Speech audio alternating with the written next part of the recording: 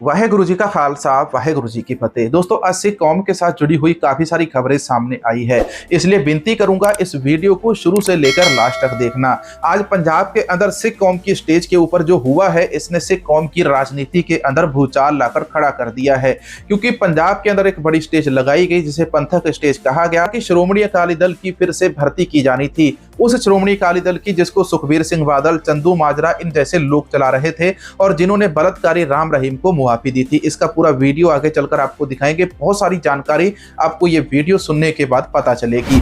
दूसरी बड़ी खबर आती है अबू धाबी से। अबू धाबी के अंदर एक गुरसिख व्यक्ति को, दलविंदर सिंह जी को, जो कि हरियाणा के कैथल के रहने वाले थे, इनको वहां पर रोका गया और इनको 20 दिनों के लिए नजरबंद कर लिया गया। और तीसरी बड़ी अपडेट आपको बताएंगे दिल्ली गुरुद्वारा प्रबंधक कमेटी के साथ जुड़ी हुई। स्कूलों के अंदर पढ़ाने वाले अध्यापकों का 400 करोड़ रुपए बकाया है और उस बकाया के लिए उन टीचरों ने हाई कोर्ट के अंदर केस डाला था। हाई कोर्ट ने गुरुद्वारा कमेटियों को कहा था कि आप ये जो जमीन है, इन जमीनों को मत बेचिए, किसी भी तरह से इन अध्यापकों का जो 400 करोड़ रुपए बकाया है वो आप इनको दे दीजिए। अब इसी के ऊपर सरदार मनजीत सिंह जीके जी कुछ नए सबूतों और तथ्यों के साथ सामने आए हैं। इनका वीडियो आगे चलकर आपको सुनाते हैं। तो आइए आज के इस वीडियो की शुरुआत करते हैं। हरियाणा के कैथल जिले के रहने वाले हैं बापू दलविंदर सिंह जी। बापू दलविंदर सिंह जी 21 दिन के टूरिस्ट वीजा के ऊपर अबू धाबी पहुंचे थे। जितनी भी मुस्लिम या अरब कंट्रियां हैं, यहाँ पर हमेशा सिखों के साथ अन्याय होता रहा है। मैंने सैकड़ों बार ये बात बोली है कि जितने भी मुस्लिम देश है, यहाँ पर सिखों के साथ वितकरा होता है, सिखों के साथ भेदभाव होता है। पिछले दिनों सऊदी अरब की खबर बताई थी, जहां पर उन्होंने एक होटल ही बना लिया दरबार साहिब की नकल उतारकर और उसके अंदर शराब पिला रहे हैं और वहीं पर उन्होंने दरबार साहिब की, हरमंदिर साहिब की तस्वीरें लगा रखी हैं। अब अबू धाबी की नई खबर सामने आ गई। अबू धाबी के अंदर एक बुजुर्ग दलविंदर सिंह जी, जो कि 21 दिन का वीजा लेकर गए थे, इनको 20 दिनों के लिए वहां पर नजरबंद कर दिया गया। आज के आज हमारी सिख जथेबंदियों को इस मामले की जांच करनी चाहिए। जो बापू दलविंदर सिंह जी थे, इनको पगड़ी उतारने के लिए कहा गया और इसके अलावा इनको श्री साहिब किरपान पहनने से भी रोका गया। इन्होंने इन चीजों को उतारने से मना कर दिया, तो इसके कारण इनको उठाकर 20 दिन के लिए जेल के अंदर डाल दिया, इनको नजरबंद कर दिया वहां पर। अब ये इस प्रकार की घटनाएं अबू धाबी से निकलकर सामने आ रही हैं। अब इसके बाद मैं आपको दूसरी बड़ी खबर बताऊंगा दिल्ली की।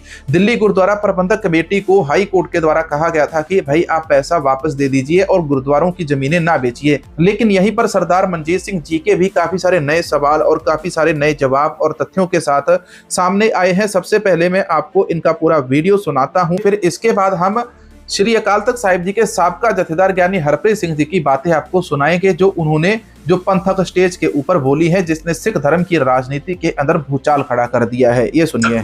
और दिल्ली ਦੇ ਨਾ ਮੋਰਚਾ ਤੋਂ ਬਾਅਦ ਹੀ 1914 ਤੋਂ ਬਾਅਦ ਅਕਾਲੀ ਦਲ ਔਰ ਐਸਜੀਪੀਸੀ ਦਾ ਜਨਮ ਹੋਇਆ। ਅੱਜ ਸਾਡੇ ਜਿਹੜੇ ਵੈਲੂਅਰ ਫਿਕਸ ਹੋਏ ਨੇ, ਉਹਨਾਂ ਨੇ 35 ਲੱਖ ਦਾ ਬਿੱਲ ਦਿੱਤਾ ਦਿੱਲੀ ਗੁਰਦੁਆਰਾ ਕਮੇਟੀ ਨੂੰ।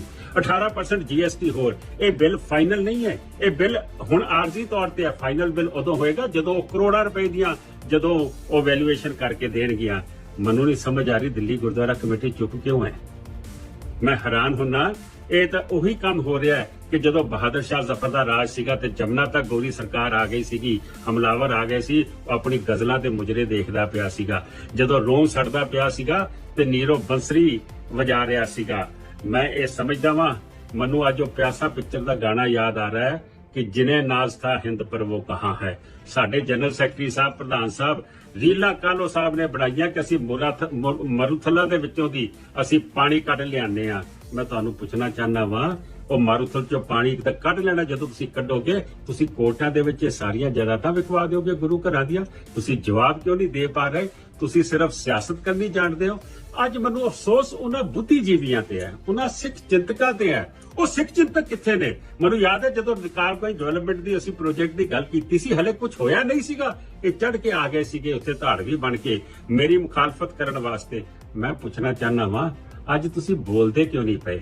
ਅੱਜ ਤੁਸੀਂ ਜਾ ਕੇ ਸਰੋਪੇ ਦੇ ਰਹੇ ਹੋ ਮੰਤਰੀਆਂ ਨੂੰ, ਫੋਟੋਆਂ ਖਿਚਾ ਰਹੇ ਹੋ, ਤੁਸੀਂ ਸਿਲੈਕਟਿਵ ਕਿਉਂ ਹੋ? ਤੁਸੀਂ ਅੱਜ ਤੁਹਾਡੀ ਆਵਾਜ਼ ਕਿੱਥੇ ਚਲੀ ਗਈ? ਤੁਸੀਂ ਤੇ ਬੜੇ ਨਾਰੇ ਮਾਰਦੇ ਸੀ ਸੋਸ਼ਲ ਮੀਡੀਆ ਤੇ, ਬੜੇ ਬੋਲਦੇ ਸੀ, ਅੱਜ ਜੁਰਤ ਕਿਉਂ ਨਹੀਂ ਕਰਦੇ ਪਏ?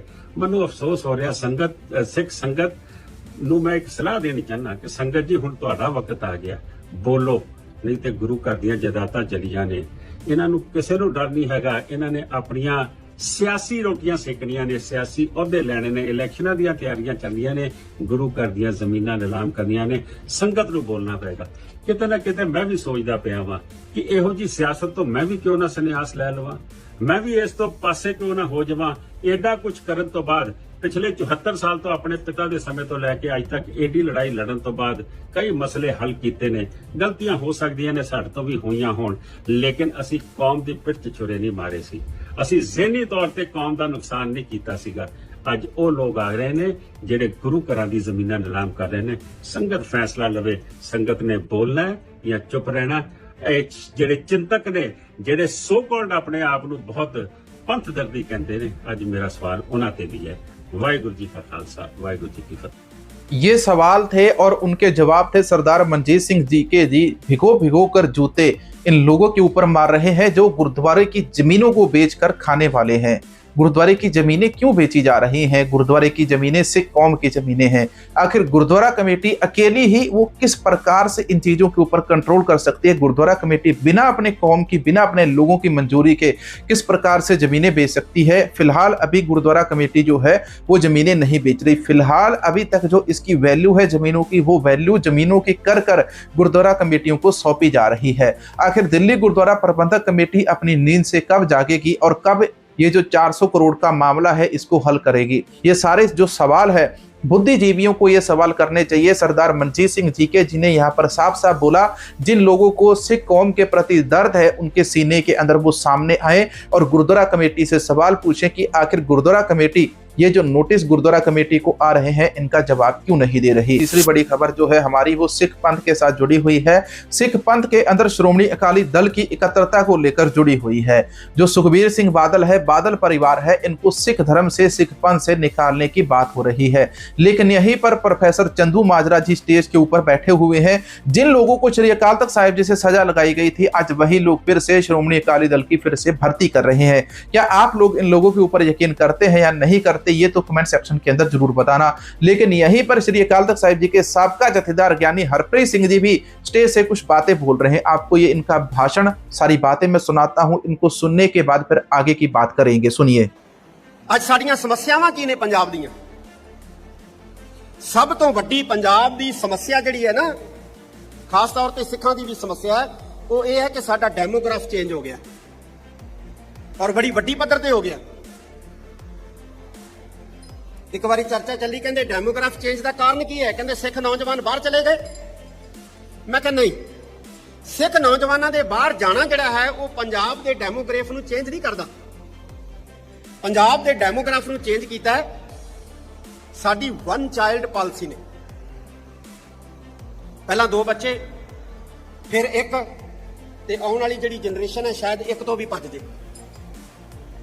ਇੱਕ ਤਾਂ ਇਹ ਕਾਰਨ ਹੈ ਸਾਡੀ ਵਨ ਚਾਈਲਡ ਪਾਲਿਸੀ, ਤੇ ਦੂਜਾ ਕਾਰਨ ਹੈ ਬਹੁਤ ਵੱਡੀ ਤਾਦਾਦ ਵਿੱਚ ਦੂਜੇ ਸੂਬਿਆਂ ਤੋਂ ਆ ਕੇ ਪੰਜਾਬ ਦੇ ਵਿੱਚ ਬਸੇਰਾ ਕਰਨ ਵਾਲੇ ਲੋਕ, ਔਰ ਉਹਨਾਂ ਵੱਲੋਂ ਬਹੁਤ ਜ਼ਿਆਦਾ ਵੱਡੀ ਗਿਣਤੀ ਦੇ ਵਿੱਚ ਆਬਾਦੀ ਦਾ ਉਹਨਾਂ ਵੱਲੋਂ ਕੀਤਾ ਜਾਣ ਵਾਲਾ ਵਾਧਾ, ਇਹ ਸਭ ਤੋਂ ਵੱਡੀ ਸਮੱਸਿਆ। ਔਰ ਦੂਜੀ ਸਮੱਸਿਆ ਜਿਹੜੀ ਇੱਕ ਹੋਰ ਪੈਦਾ ਹੋਈ, ਮੈਂ ਕਿਸੇ ਗੈਂਗਸਟਰ ਦੇ ਖਿਲਾਫ ਨਹੀਂ ਹਾਂ, ਲੇਕਿਨ ਗੈਂਗਸਟਰਵਾਦ ਜਿਹੜਾ ਉਹਦੇ ਜ਼ਰੂਰ ਖਿਲਾਫ। ਕਿਸੇ ਜਾਣਕਾਰ ਨੇ ਦੱਸਿਆ ਕਿ ਕਰੋੜਾਂ ਰੁਪਈਆਂ ਦੀਆਂ ਫਿਰੌਤੀਆਂ ਜਿਹੜੀਆਂ ਨੇ ਉਹ ਹਰ ਮਹੀਨੇ ਜਿਹੜਾ ਪੰਜਾਬ ਦੇ ਵਿੱਚੋਂ ਵੱਡੇ ਵੱਡੇ ਬਿਜ਼ਨਸਮੈਨਾਂ ਤੋਂ, ਵੱਡੇ ਵੱਡੇ ਸਰਮਾਏਦਾਰਾਂ ਤੋਂ ਲਈਆਂ ਜਾ ਰਹੀਆਂ ਨੇ, ਔਰ ਸਰਮਾਏਦਾਰ ਬੋਲ ਨਹੀਂ ਰਹੇ। ਮੈਂ ਕਿਹਾ ਪੁਲਿਸ ਕੁਛ ਨਹੀਂ ਕਰਦੀ, ਸਰਕਾਰ ਕੁਛ ਨਹੀਂ ਕਰਦੀ। ਕਹਿੰਦੇ ਪੁਲਿਸ ਤਾਂ ਆ ਕੇ ਕਹਿ ਦਿੰਦੀ ਆ ਲੈ ਦੇ ਕੇ ਨਿਬੇੜ ਲਓ ਜੀ, ਕੀ ਪਤਾ ਜਾਨੀ ਨੁਕਸਾਨ ਹੀ ਨਾ ਹੋ ਜੇ ਤੁਹਾਡਾ। ਕਹਿੰਦੇ ਉਹਨੇ ਕੀ ਕਰਨਾ? ਜੇ ਇਹ ਕੰਮ ਇਸੇ ਤਰ੍ਹਾਂ ਹੀ ਜਾਰੀ ਰਿਹਾ ਤੇ ਪੰਜਾਬ ਦੇ ਵਿੱਚੋਂ ਇੰਡਸਟਰੀ ਤਾਂ ਅੱਗੇ ਨਹੀਂ ਹੈ, ਹੋਰ ਜਿਹੜੇ ਸਰਮਾਏਦਾਰ ਬੈਠੇ ਆ ਉਹ ਵੀ ਪੰਜਾਬ ਤੋਂ ਬਾਹਰ ਹੋ ਜਾਣਗੇ ਜਾਂ ਬਾਹਰ ਹੋ ਰਹੇ ਆ, ਕੁਝ ਵੀ ਨਹੀਂ ਬਚਣਾ। ਅੱਜ ਅਯਾਲੀ ਸਾਹਿਬ ਗੱਲ ਕਰਕੇ ਗਏ ਨੇ ਪਾਣੀਆਂ ਦੀ। ਜੇ ਕਿਸੇ ਸੂਬੇ ਦੇ ਵਿੱਚ ਇੰਡਸਟਰੀ ਹੈ ਤੇ ਉਹ ਸੂਬਾ ਉਸ ਇੰਡਸਟਰੀ ਤੋਂ ਪੂਰਾ ਲਾਭ ਲੈਂਦਾ ਹੈ। ਜਿਵੇਂ ਹਰਿਆਣੇ ਦੇ ਵਿੱਚ, ਫਰੀਦਾਬਾਦ ਦੇ ਵਿੱਚ, ਗੁੜਗਾਵਾਂ ਦੇ ਵਿੱਚ ਬਹੁਤ ਸਾਰੀ ਇੰਡਸਟਰੀ ਹੈ, ਪਾਣੀਪਤ ਦੇ ਵਿੱਚ ਬਹੁਤ ਸਾਰੀ ਇੰਡਸਟਰੀ ਹੈ, ਪਰ ਉਹ ਇੰਡਸਟਰੀ ਜਿਹੜੀ ਹੈ ਉਹ ਸਟੇਟ ਵਾਸਤੇ ਰੈਵਨਿਊ ਜਨਰੇਟ ਕਰਦੀ ਹੈ। ਬਿਹਾਰ ਦੇ ਵਿੱਚ ਇੰਡਸਟਰੀ ਹੈ, ਯੂਪੀ 'ਚ ਇੰਡਸਟਰੀ ਹੈ, ਤਾਂ ਸਾਰੇ ਸੂਬਿਆਂ ਦੀਆਂ ਇੰਡਸਟਰੀਆਂ ਜਿਹੜੀਆਂ ਨੇ ਉਹ ਰੈਵਨਿਊ ਜਨਰੇਟ ਕਰਦੀਆਂ ਨੇ ਆਪਣੇ ਸੂਬੇ ਲਈ। ਸਾਡੇ ਕੋਲੇ ਇੱਕ ਪਾਣੀ ਸੀ ਜਿਹੜਾ ਸਾਡਾ ਸਰੋਤ ਹੈ, ਕੁਦਰਤੀ ਸਰੋਤ ਹੈ ਸਾਡੇ ਕੋਲੇ, ਔਰ ਇਹਦੀ ਸਾਨੂੰ ਰਾਇਲਟੀ ਨਹੀਂ ਦਿੱਤੀ ਜਾਂਦੀ, ਸਿੱਧਾ ਹੀ ਸਾਡਾ ਮੁਫਤ ਵਿੱਚ ਪਾਣੀ ਜਿਹੜਾ ਉਹ ਇਸਤੇਮਾਲ ਕੀਤਾ ਜਾਂਦਾ ਹੈ। ਜੇ ਬਿਹਾਰ ਕੋਲਾ ਪੈਦਾ ਕਰਦਾ ਹੈ, ਝਾਰਖੰਡ ਕੋਲਾ ਪੈਦਾ ਕਰਦਾ ਹੈ ਜਾਂ ਕੋਈ ਸਟੇਟ ਲੋਹਾ ਪੈਦਾ ਕਰਦਾ ਹੈ ਤੇ ਉੱਥੇ ਉਹਨਾਂ ਨੂੰ ਥੋੜੀ ਬਹੁਤੀ ਤੋਂ ਬਹੁਤੀ ਰਾਇਲਟੀ ਮਿਲਦੀ ਹੈ, ਪਰ ਪੰਜਾਬ ਨੂੰ ਪਾਣੀਆਂ ਤੇ ਕੋਈ ਰਾਇਲਟੀ ਨਹੀਂ ਮਿਲਦੀ। ਇਹ ਆਵਾਜ਼ ਕਿਹਨੇ ਉਠਾਉਣੀ ਸੀ? ਇਹ ਆਵਾਜ਼ ਉਠਾਉਣੀ ਸੀ ਖੇਤਰੀ ਪਾर्टी ने। सारा कुछ एक स्टेज के ऊपर हो रहा है जहां पर श्रोमणी अकाली दल की फिर से नए सिरे से भर्ती की जा रही है, लेकिन यहां पर भर्ती करने वाले वही पुराने चेहरे हैं जिनको पार्टी से निकाला जाना चाहिए था। लेकिन आज की तारीख के अंदर ये जो सवाल उठाए गए, सिख पंथ डाउनफॉल हो रहा है। क्यों हो रहा है? क्योंकि सिख एक बच्चा पैदा कर रहे हैं, लेकिन इसके अलावा पंजाब के अंदर रोजगार की सबसे ज्यादा कमी। यदि पंजाब के अंदर रोजगार अच्छा हो, हर किसी को 40 से 50 हजार रुपए प्रति महीना सैलरी मिले तो कोई 2 या 3 बच्चे भी पैदा कर लेगा। लेकिन पंजाब के अंदर रोजगार की बिल्कुल कमी है और पंजाब के अंदर रोजगार केवल बिहारियों को दिया जाता है। कंपनियों के अंदर जहां पर पंजाबियों को रोजगार मिलना चाहिए वहां पर बिहारियों को भरा गया, प्रवासी मजदूरों को भरा जाता है। उनको 20,000 सैलरी दी जाती है बिना किसी पढ़ाई लिखाई के, बिना किसी डिग्री के। कोई पंजाबी व्यक्ति काम करने के लिए चलेगा जिसके पास उस काम के लिए पर्याप्त डिग्री भी है तो उसको 10 से 12 हजार रुपए कंपनी के अंदर दिया जाता है। ऐसा फासला क्यों? आखिर इसके ऊपर कोई सवाल क्यों नहीं उठाता? पंजाब के अंदर पंजाब के ही लोगों को दबाया जा रहा है। यहाँ का हिंदू पंजाब की बात नहीं करता, यहाँ का हिंदू पंजाब के पानी की बात नहीं करता, केवल सिख ही पंजाब के पानियों की बात कर रहे हैं। यहाँ पर जो मुसलमान रहते हैं, ईसाई रहते हैं, हिंदू रहते हैं, बौद्ध, जैन और भी कई धर्मों के लोग रहते हैं, इनका भी तो उतना ही हक है। प्राकृतिक खजाना धरती से निकलता है, उसका कुछ ना कुछ परसेंट रॉयल्टी जो है उस स्टेट को मिलती है। लेकिन पंजाब से जो पानी निकलता है इसका जरा भी 1% भी जो इसका पैसा है, इसकी रॉयल्टी पंजाब को नहीं दी जाती। पंजाब के अंदर पंथक लोग हैं, पंथक जथेबंदियां हैं, इन सभी के अंदर आपस के अंदर एका नहीं है। आज की तारीख के अंदर बहुत सारे जो लोग हैं वो सिखी पहरावे के अंदर, नकली लोग जो है वो सिखी पहरावे के अंदर पंजाब के अंदर आकर लूट मार कर रहे हैं, लोगों के साथ मारपीट करते हैं, पैसा इकट्ठा करते हैं, वो सारी चीजें हो रही है। इन सभी के लिए सारे सिखों को, पंजाबियों को एकजुट होना पड़ेगा पंजाब के लिए और अपनी कौम के भले के लिए हम सभी को मिलकर एक साथ स्टैंड देना होगा। दूसरी तरफ दिल्ली गुरुद्वारा प्रबंधक कमेटी को जो 400 करोड़ रुपए का मामला है, उस 400 करोड़ रुपए के मामले को सुलझाना होगा और अध्यापकों को पैसा देना होगा और गुरुद्वारे की जमीन नहीं बेचनी चाहिए। तो आज के वीडियो के अंदर आपको कैसी जानकारी मिली कमेंट सेक्शन के अंदर जरूर बताना। मिलेंगे एक और नए वीडियो नई जानकारी के साथ। वाहेगुरु जी का खालसा, वाहेगुरु जी की फतेह।